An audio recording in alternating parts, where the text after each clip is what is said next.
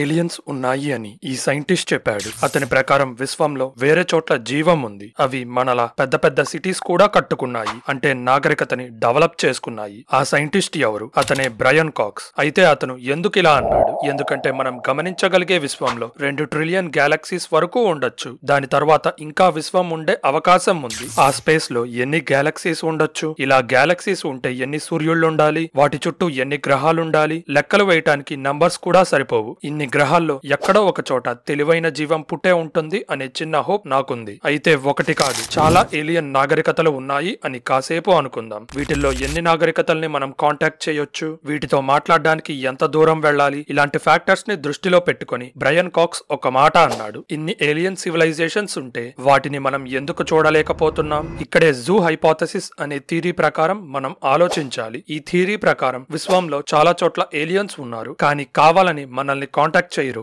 దానికి ఒక specific reason ఉంది. ఆ రీజన్ ని అర్థం చేసుకోవడానికి మీకు ఒక ఎగ్జాంపుల్ ఇస్తా. మీరెప్పుడైనా జూకి వెళ్లారా? అందులో జంతువుల్ని ఒక జైల్లో పెట్టినట్టుగా ఉంటాయి. వాటిని దూరం నుండి చూస్తాం, కానీ మాట్లాడడానికి ట్రై చేయం కదా. ఒకవేళ మాట్లాడినా వాటికి అర్థం కాదు. ఇలానే ఏలియన్స్ కూడా మనల్ని ఎర్త్ అనే జూలో పెట్టి గమనిస్తున్నారు. ఎందుకిలా? ఏమో, విశ్వంలో మనం కొత్త రకమైన జీవులమేమో, లేకపోతే ఒక జాతి యొక్క జీవరాశిని దాని మానాన వదిలేస్తే ఎలా ప్రవర్తిస్తుందో, అది ఎలా ఎవాల్వ్ అవుతుందో చూద్దాం అని ఏలియన్స్ ఒక సైన్స్ ఎక్స్పెరిమెంట్ లా మనల్ని చూస్తూ ఉండొచ్చు. లేకపోతే ఏలియన్స్ మనకి సిగ్నల్స్ పంపిస్తూ ఉండొచ్చు, కానీ వాటిని అర్థం చేసుకునే స్టేజ్ కి మన టెక్నాలజీ ఇంకా డెవలప్ అవ్వలేదేమో. అయితే ఇక్కడే ఇంకో ట్విస్ట్. విశ్వంలో పుట్టిన అన్ని ఏలియన్స్ మంచివి కాకపోవచ్చు. అప్పుడే డార్క్ ఫారెస్ట్ అనే థియరీ నాకు గుర్తొచ్చింది. ఈ థియరీ ప్రకారం ఏలియన్స్ మనల్ని కావాలనే కదిలించరు. మన మీద వాళ్ళకి అనుమానం. కాబట్టి మనం ఒక కాస్మిక్ గేమ్ లో బతుకుతున్నామేమో అనిపిస్తుంది. అంటే మీ చావు మీరు చావండిరా అని అన్ని ఏలియన్స్ మనల్ని వదిలేశాయి. లేకపోతే మానవ జాతిని డేంజర్ గా ట్రీట్ చేసి శత్రువులుగా భావించి కొంత దూరం నుండి మన కదలికల్ని కేర్ఫుల్ గా గమనిస్తున్నాయి. భూమి బయట జీవం కోసం వెతకడానికి ఇవి ఒక కొత్త డైమెన్షన్ ను యాడ్ చేస్తున్నాయి కదా. ఇలాంటివి నాసా కూడా మనకి చెప్పదు. సో అది ఇంకెన్ని దాస్తుందో ఎవరికి తెలుసు. ప్రతిరోజు మనం విశ్వంలో జీవం కోసం శోధిస్తూనే ఉన్నాం. మార్స్ మీద బ్యాక్టీరియా కనిపెట్టడమో, లేకపోతే యూరోపా ఐస్ సర్ఫేస్ కిందున్న నీటి సముద్రాల్లో చేపలు కనిపెట్టడమో మన ఈ వీడియో మెయిన్ టాపిక్ కాదు. బట్ యూరోపా చాలా ఇంట్రెస్టింగ్ గా ఉంటుంది. దాంట్లో జీవం ఉందో లేదో తెలుసుకోవాలంటే ఈ వీడియో ఎండింగ్ లో ఉంటుంది, చూడడం మర్చిపోకండి. మనకు తెలియకుండా భూమిని విజిట్ చేసి వెళ్లే ఏలియన్స్ గురించి మాట్లాడాలి. అయితే ఈ ఏలియన్స్ వస్తున్నట్లు మనం గుర్తించలేము, కానీ భూమికి ఏలియన్స్ వచ్చారు అని అమెరికన్ గవర్నమెంట్ ఇప్పటికే ఇండైరెక్ట్ గా కన్ఫర్మ్ చేసింది. 2021లో పెంటగానే డైరెక్ట్ గా ఈ యుఎఫ్ఓ ఫుటేజ్ ని రిలీజ్ చేసింది. వాటి గురించి అమెరికన్ కోర్ట్ అడిగినప్పుడు సదరు అధికారి నాన్ హ్యూమన్ బయాలజిక్స్ అన్నాడు. అంటే మనిషి శరీరం కాకుండా వేరేవి అని అర్థం. వీటిని దృష్టిలో పెట్టుకుని బ్రయన్ కాక్స్ అన్న మాటల్ని మనం గుర్తు చేసుకుందాం. హలో ఫ్రెండ్స్, మీరు ఇంకా ఇలాంటి ఇంట్రెస్టింగ్ వీడియోస్ చూడాలంటే ఛానల్ సబ్స్క్రైబ్ బటన్ నొక్కి బెల్ ఐకాన్ క్లిక్ చేయండి.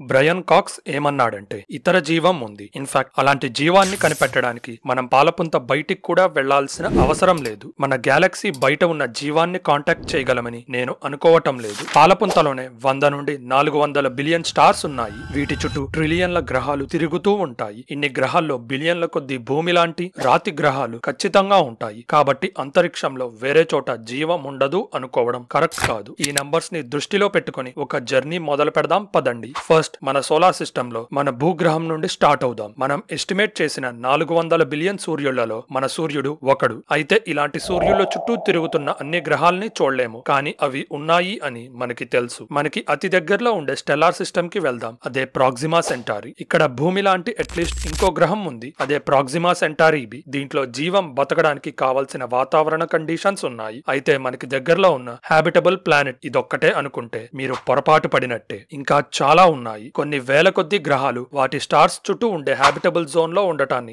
ఆస్ట్రానమర్స్ కనిపెట్టారు. హ్యాబిటబుల్ జోన్ అంటే నీరు ఆవిరైపోకుండా లేదా గడ్డగట్టకుండా ద్రవ రూపంలో ఉండగలిగే ఏరియా. మిల్కీవేలో ఈ జర్నీ కంటిన్యూ చేసే కొద్ది గ్యాస్ జైంట్స్, ఐసీ ప్రపంచాలు, రాతి గ్రహాలున్న స్టార్ సిస్టమ్స్ ని చూస్తాం. జూపిటర్ చుట్టూ తిరిగే యూరోపా మరియు ఎన్సెలడస్ లా ఐసీ గ్రహాల సర్ఫేస్ కింద నీటి సముద్రాలు ఉండే అవకాశం ఉంది. ఆక్వామ్యాన్ సినిమాలో చూపించినట్టుగా ఈ సముద్రాల్లో తెలివైన జీవం ఉండొచ్చు. ఇక వీటిని దాటి ముందుకు వెళ్లే కొద్దీ జీవం బతకగలిగిన అనేక చోట్లకి అంతే లేదనిపిస్తుంది. అప్పుడే విశ్వం యొక్క నిజమైన సైజ్ మనకి అర్థమవుతుంది. విశ్వంలో ఉన్న బిలియన్ల కొద్దీ గ్యాలక్సీస్ లో మనది ఒకటని, అందులో ట్రిలియన్స్ ఆఫ్ స్టార్స్ ఉంటాయి. దీన్ని బట్టి చూస్తే మనం కనిపెట్టాల్సింది చాలానే ఉంది అనిపిస్తుంది కదూ. అయితే ఎంత అడ్వాన్స్డ్ టెక్నాలజీ ఉన్నా, ఎంత కష్టపడినా విశ్వంలో వేరే జీవం ఉంది అని కానీ, దానికి సంబంధించిన ఆనవాళ్లు కానీ దొరకలేదు. మనం పంపించిన ప్రతి కొత్త టెలిస్కోప్, ప్రతి స్పేస్ ప్రోబ్, ఈ ఇంక్రెడిబుల్ శోధనలో మరో మెటు. నిజంగా విశ్వంలో ఇంకో చోట జీవం ఉందా లేదా అనేది మనిషి అడగాల్సిన ఒక అద్భుతమైన ప్రశ్న. ప్రస్తుతానికైతే నక్షత్రాల్ని చూస్తూ సిగ్నల్స్ పంపి ఏదైనా జీవం వాటిని గుర్తించగలదా అని హోప్ మాత్రమే చేయగలం. 1950లో లాస్ ఆలమోస్ నేషనల్ ల్యాబొరేటరీ క్యాంటీన్ లో మీరు కూర్చొని ఉన్నారు అని ఊహించుకోండి. మీ ముందు ఎన్రికో ఫెర్మి అనే బ్రిలియంట్ సైంటిస్ట్ ఉన్నాడు. మొదటి న్యూక్లియర్ రియాక్టర్ పనిచేయడంలో కీలక పాత్ర పోషించి క్వాంటమ్ మెకానిక్స్ ను ముందుకు తీసుకొని వెళ్లిన పయోనీరే ఈ ఎన్రికో ఫెర్మి. పొద్దున్నంతా ల్యాబ్ లో పనిచేసి హాయిగా తిందాంలే అని వచ్చిన మీకు ఎన్రికో ఫెర్మి తలకాయ నొప్పి తెప్పించే ఒక ప్రశ్న వేశాడు. అదే వేర్ ఈజ్ ఎవ్రీబడి, అంటే అందరూ ఎక్కడున్నారు అని అర్థం. అప్పుడే ఫెర్మి పారాడాక్స్ పుట్టింది. అప్పటి నుండి ఇప్పటి వరకు ఈ పారాడాక్స్ కి సమాధానం అయితే దొరకలేదు. అసలు ఫెర్మి అడిగిన క్వశ్చన్ వెనకాల అర్థమేంటి? విశ్వంలో ఇన్ని గ్రహాలున్నాయి కదా, మరి మిగతా జీవులు ఎక్కడున్నారు? ఇప్పటి వరకు మనల్ని ఎవరు ఎందుకు కాంటాక్ట్ చేయలేదు?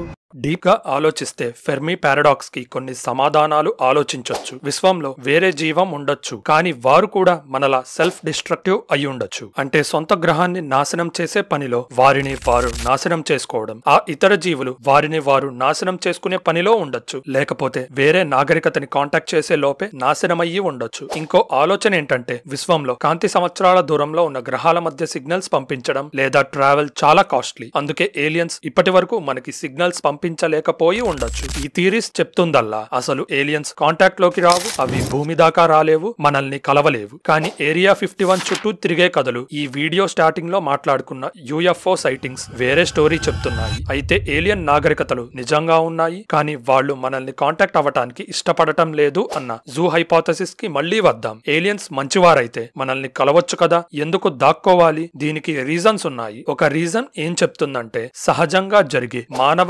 అభివృద్ధిని మార్చడం ఏలియన్స్ కి ఇష్టం లేదంట. అంటే ఏలియన్ టెక్నాలజీ ఇస్తే లక్షల సంవత్సరాల్లో జరగాల్సిన మార్పు త్వరగా జరిగి మనకి హాని కలిగిస్తుంది అని ఏలియన్స్ ఆలోచిస్తున్నారేమో. ఇంకో థియరీ ఏం చెప్తుందంటే ఏలియన్స్ మనుషుల్ని కాంటాక్ట్ అయ్యారు, కానీ గవర్నమెంట్స్ ఆ విషయం మనకి చెప్పకుండా దాస్తున్నాయి. బాబ్ డీన్ అనే వ్యక్తి 1980లో ఒక నమ్మలేని నిజాన్ని నాటో కాంటాక్ట్స్ ద్వారా తెలుసుకున్నాడంట. ఆ కాంటాక్ట్స్ ప్రకారం భూమి మీద పుట్టని 12 జాతి జీవులు రెగ్యులర్ గా భూమిని విజిట్ చేస్తాయంట. ఇందులో 2 ఏలియన్ స్పీషీస్ మనలో కలిసిపోయి మనుషుల్లా బతుకుతున్నారంట. వింటుంటే మెన్ ఇన్ బ్లాక్ స్టోరీలా ఉంది. అయితే వీరందరూ మంచి ఏలియన్స్ అనుకుందాం, కానీ మంచితో పాటు చెడు ఉన్నప్పుడు చెడ్డ ఏలియన్స్ కూడా ఉండాలి కదా. అప్పుడే డార్క్ ఫారెస్ట్ థియరీ ప్రకారం ఆలోచించాలి. చైనీస్ రైటర్ అయిన లియో సిక్సిన్ తన నవల అయిన డార్క్ ఫారెస్ట్ కోసం ఈ డార్క్ ఫారెస్ట్ హైపోథసిస్ తో ముందుకు వచ్చాడు. దీన్ని అర్థం చేసుకోవాలంటే ఒక స్టోరీ చెప్తా. రాత్రిపూట మీరు ఒక అడవిలో ఉన్నారనుకోండి. మీతో పాటు ఇతర వేటగాళ్లు కూడా ఉన్నారు. చలి కాచుకోవడం కోసం మీరు మంట వెలిగిస్తే ఏమవుతుంది? ఆకాశంలోకి పొగ వెళ్లి ఇతర వేటగాళ్లకి మన లొకేషన్ తెలిసిపోతుంది కదా. అప్పుడు వాళ్ళు మన మీద ఈజీగా అటాక్ చేయొచ్చు. ఇదే విశ్వం పాయింట్ ఆఫ్ వ్యూలో ఆలోచిస్తే మేము ఇక్కడ ఉన్నాం అని చెప్పే ఏలియన్స్ ని వేరే చెడ్డ ఏలియన్స్ అటాక్ చేసి నాశనం చేసే ప్రాబబిలిటీ ఎక్కువ. సో కొన్ని ఏలియన్స్ ఎంత డెవలప్ అయినా సిగ్నల్స్ పంపించకుండా లేకపోతే స్పెషల్ టెక్నాలజీతో వారి లొకేషన్ ని దాచి ఉంచుతాయి. ఏదేమైనా 93 బిలియన్ కాంతి సంవత్సరాల సైజున్న అబ్జర్వబుల్ యూనివర్స్ లో భూమి మీద మాత్రమే జీవం ఉందని నమ్మటానికి నేను సిద్ధంగా లేను. ఇలాంటి ఇంట్రెస్టింగ్ స్పేస్ ఫ్యాక్ట్స్ గురించి తెలుసుకోవాలంటే మన ఛానల్ సబ్స్క్రైబ్ బటన్ నొక్కి బెల్ ఐకాన్ క్లిక్ చేయండి. ఈ ఇన్ఫర్మేషన్ అందరికీ రీచ్ అవ్వాలంటే వీడియో లైక్ చేయడం మర్చిపోకండి. మీ సపోర్ట్ వల్లే ఈ ఛానల్ ముందుకు కదులుతుంది. So thank you for watching. This is your phantom signing off. See you in the next one.